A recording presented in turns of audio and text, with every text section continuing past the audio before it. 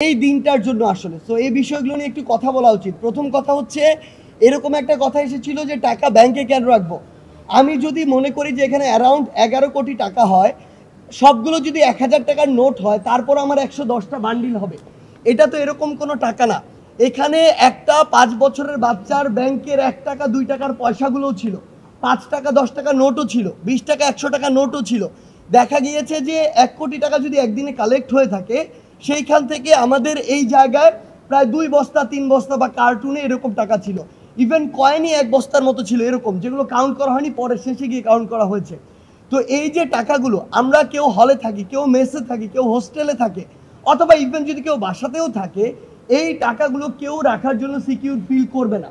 Even এগুলো যদি কোনো কারণে একটি দুর্ঘটনা হয় বা টাকাগুলো চুরি হয়, এই টাকাগুলো দেওয়ার মতো তো তার সামর্থ্য নাই।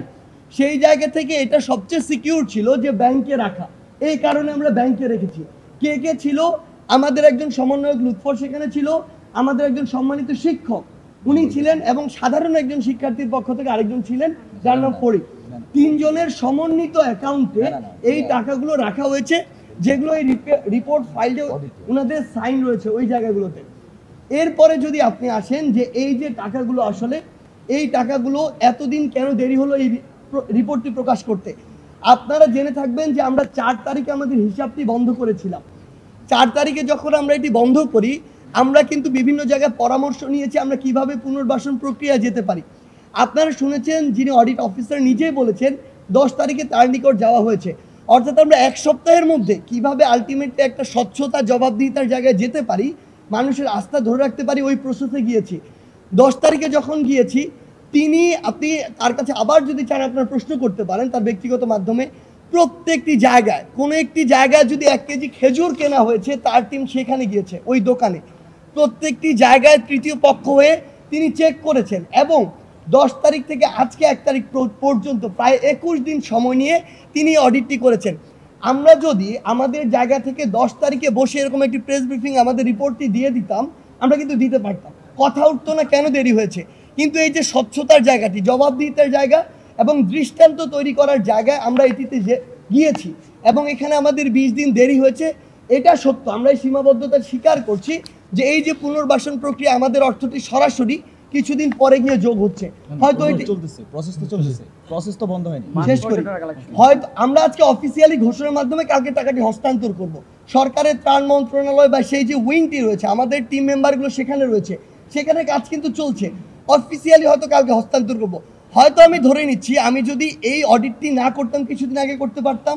কিন্তু এই যে দৃষ্টান্তটি, স্বচ্ছতার জায়গাটি, আমাদের মনে হচ্ছে এটি কিছুদিন পরের চেয়ে অনেক বেশি গুরুত্বপূর্ণ ছিল। এটি আমাদের এই জায়গাটি ছিল। আরেকটি যে জায়গাটিতে আসলে কথা বলা হলো ও ভাইয়ের জায়গা থেকে, সেটি হচ্ছে দেখেন, মানে আমরা কেউ কি কল্পনা করতে পারি যে 2,40,000 টাকার উপর শুধু আমাদের এখানে পয়সা ছিল, আমাদের গহনা ছিল। ইভেন এমন আমরা একটি চেকের ক্ষেত্রে দেখেছি, ওটি যখন আমরা ক্যাশ করতে গিয়েছি ওইখানে টাকা ছিল না, এরকমই একটি ঘটনা ঘটেছে। সামগ্রিক বিষয়গুলো অডিট অফিসার যারা রয়েছে, জনগণ যখন তাদের জায়গা থেকে বিভিন্ন কথা বলছে, এটা তো আমরা চাপ ফিল করি মানসিকভাবে, কারণ আমরা তো জানি আমাদের জায়গায় এখানে 1 টাকা এদিক ওদিক হওয়ার কোনো সম্ভাবনা নেই। আমরা তাদেরকে চাপ প্রয়োগ করছি, কিন্তু তাদের কথা, প্রত্যেকটি টাকার ব্যাপারে কনভিন্স না হওয়া পর্যন্ত আমরা আমাদের রিপোর্টটি প্রকাশ করব না। এবং সর্বশেষ আমরা আমাদের জায়গা থেকে আজকে অফিসিয়ালিটি প্রকাশ করলাম। আরেকটা জিনিস অ্যাড করি, যেটা নিয়ে অ্যাকচুয়ালি কথা হয়েছিল, যে আমাদের সেন্ট্রাল ফিল্ডের জায়গাটি এবং টিএসসিতে বেশ কিছু বস্তা অনেক দিন ধরে ছিল। এখন এই যে গুরুত্বপূর্ণ একটি বিষয়টি, খুবই স্বাভাবিক, আমি যদি আমার তৃতীয় পক্ষের দৃষ্টিতে দেখতাম যে বিভিন্ন জায়গায় এরকম বস্তাগুলো রয়েছে এতদিন ধরে, তাহলে আমারও মনে প্রশ্ন আসতো যে যেই ত্রাণগুলো আমি সেখানে দিলাম, সেইগুলো এখনও কেন এখানে, কেন মানুষের কাছে যায়নি। কিন্তু সবচেয়ে গুরুত্বপূর্ণ জিনিস যেটি, ছবিতে দেখলে আমরা পার্থক্য করতে পারি না কোন প্যাকেটের ভিতরে খাবার রয়েছে, কোন প্যাকেটের ভিতরে কাপড় রয়েছে। যখন একটি নির্দিষ্ট জেলা বা একটি বিস্তৃত এলাকা এভাবে বন্যা প্লাবিত, এবং আমার এখানে অসংখ্য কাপড় আসছে, আমি জানি না কোন প্যাকেটের ভিতরে ছেলের কাপড়, কোনটি মেয়ের কাপড়। আমি জানি না কোন কাপড়টি দেওয়ার উপযোগী, কোনটা দেওয়ার উপযোগী না। আমি জানি না কোন কাপড়টি কোন বয়সে। এই জায়গাগুলো, ইভেন আপনি যদি চিন্তা করেন, যখন বন্যা কবলিত ওই মানুষগুলো, তার ঘরে তো অসংখ্য কাপড় রয়েছে, সেগুলো বাঁচাতে পারছে না কেন? বন্যায় তার ঘরবাড়ি সব ভেসে গিয়েছে। সেই জায়গায় তার প্রধান ওই মুহূর্তে দরকার শুকনো খাবারটি। যখন তার এখন ঘরই ঠিক হয় নাই, থাকার জায়গাটা ঠিক হয় নাই, তার যে নিজের যে ম্যানেজমেন্ট সেটি ঠিক হয় না, এই জায়গায় আমি তাকে কাপড়টি কোথায় দিব? তার তো আগে থাকার ঘরটি ঠিক হইতে হবে, সেই জায়গায় কাপড় দেওয়ার তো একটি নির্দিষ্ট সময় তো আসতে হবে। এই জন্য আমাদের খাবারের যে শুকনো খাবার পাঠানোর যে ত্রাণ কার্যক্রম ছিল সেটি শেষ হওয়ার পরে আমাদের কাপড়ের এই বাছাই প্রক্রিয়াগুলো করতে হয়েছে, দেয়া উপযোগী না উপযোগী, ছেলেদের মেয়েদের। এই বাছাইগুলো করার পরে এই কাপড়গুলো আমাদের জায়গা থেকে পাঠানো হয়েছে বাংলাদেশ সেনাবাহিনীর কাছে। 65 ট্রাক কাপড় পাঠানো হয়েছে বাংলাদেশ সেনাবাহিনীর কাছে। এই কারণে আমরা আমাদের জায়গা থেকে এই মুহূর্তে মনে করছি যে তাদের ইনফ্রাস্ট্রাকচারের দিক থেকে হোক, তাদের যে ইনস্ট্রুমেন্টের দিক থেকে হোক, তাদের যে সাপোর্ট বা ভেহিকেল, সব দিক মিলিয়ে তারা যতটা ডিসিপ্লিন ওয়েতে, তাদের যেহেতু প্রত্যেকটি উপজেলায় তাদের এখন দায়িত্বরত অফিসার রয়েছে, তারা যতটুকু ডিসিপ্লিন ওয়েতে এটি দিতে পারবেন, ওই মুহূর্তে আমাদের অতটুকু ডিসিপ্লিন ওয়েতে আমরা হয়তো দিতে পারতাম না। যেন যে কোনো একটা কাজ সবচেয়ে ভালোভাবে হয়, এই জন্য আমরা তাদের মাধ্যমে এই কাপড়গুলো অলরেডি পাঠিয়ে দিয়েছি, 65 ট্রাক কাপড়। আরেকটি জিনিস ছিল, সেটি হচ্ছে কিছু পানির বোতল আমরা দেখেছি টিএসসির এই জায়গায় ওই জায়গায়।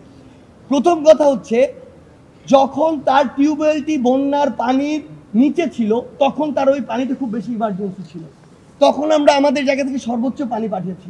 একটা খাবারের প্যাকেটের সাথে আমরা একটা করে পানি দিয়েছি। কিন্তু যেটি দেখা গিয়েছে, যারা পানি পাঠিয়েছে, পানি পাঠানোর কোম্পানিগুলো, তারা কিন্তু এটা চিন্তা করেনি কত প্যাকেট খাবার যাচ্ছে। তাদের যতটুকু সামর্থ্য রয়েছে পানির প্যাকেট পাঠানোর, তারা ততগুলো পানি দিয়ে দিয়েছে। এখন আমার যতগুলো প্যাকেট গিয়েছিল তার চেয়ে পানির সংখ্যাটা কিছু ক্ষেত্রে পানি আমরা ইন্ডিভিজুয়ালিও কিছু ক্ষেত্রে অনেক বেশি ছিল। আবার যেটা দেখা গিয়েছে, আমাদের 4 তারিখের পরেও অনেকের জায়গা থেকে বিভিন্ন জায়গা থেকে পানি পাঠিয়ে দিয়েছে, এই জিনিসটি হয়েছে। আবার যখন পানিটি নিচে নেমে গেল, বন্যার পানিটি যখন টিউবওয়েল থেকে তারা পানি পাচ্ছে, তখন তারা এই পানিটির চাহিদা আর দেখাচ্ছে না, তখন তারা তাদের অন্যান্য সহযোগিতার যে বিষয়টি সেটি দেখাচ্ছে।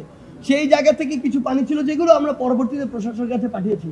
আচ্ছা, মানে আমি পানি নিয়ে আমি একটু অ্যাড করি, সেটি হচ্ছে সব পানি কিন্তু ভালো ছিল না। কিছু পানি খোলা পানি ছিল, যেগুলো তারা আলাদা বোতল কিনে নিয়ে সেই পানিগুলো ভরাট করে দিয়েছে। তো টিএসসিতে যে পানির বোতলগুলো লাস্ট পর্যন্ত ছিল, সেই সবগুলো পানি কিন্তু আমাদের বোতল খালি করে ফেলে দিতে হয়েছে, যার কারণে এই পানিগুলো নিয়ে একটু আমার মনে হয় সোশ্যাল মিডিয়ায় প্রচার হয়েছে। আরেকটি ব্যাপার আমি ক্লিয়ার করছি, অনেকেই সোশ্যাল মিডিয়ায় বা অনেক জায়গায় প্রশ্ন করেছেন যে এই টাকার তো ইন্টারেস্ট আসছে, ইন্টারেস্ট নিয়ে অমুক। আসলে এইটা চলতি অ্যাকাউন্ট, হ্যাঁ, এখানে কোনো ইন্টারেস্টের ব্যাপার ছিল না। আমরা যে টাকা রেখেছি